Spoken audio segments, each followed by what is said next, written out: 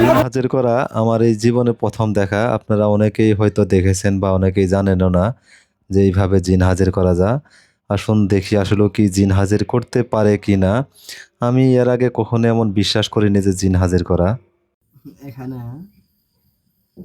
৬ থেকে ৭ বছরের বাচ্চা থাকলে দেয়া বাড়ায়। বুঝতে পারছেন?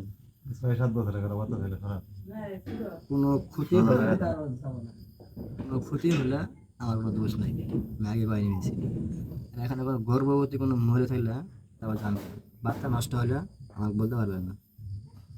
ঠিক আছে। আর যখন আমাকে ধরবে শোনো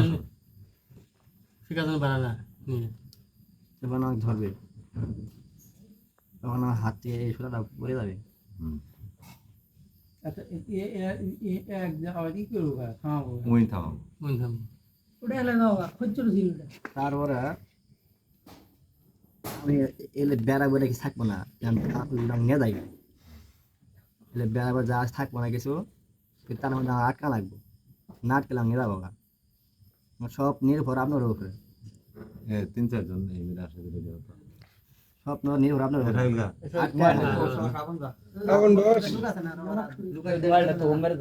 কেন আমার পাড়াটা হ্যাঁ ধরিয়ে প্রথম ৫ জন মানুষ ধরিয়ে আর পাড়াটা তোলা করবেন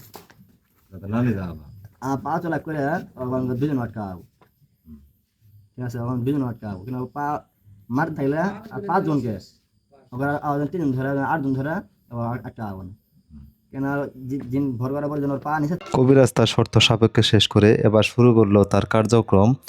প্রথমে সে রসুনগুলোতে সরিষার তেল দিয়ে নিল। আরও যা কার্যক্রম আছে আমরা আস্তে আস্তে দেখবো সে কী করে। মূলত এখানে আমি কিছু হাড্ডি এবং শিবা পেয়েছিলাম গাছের। আমি তেমনভাবে এগুলো চিনি না আসলেও কি। আর ছিল শুধুমাত্র দোকান থেকে কিনা ময়দা।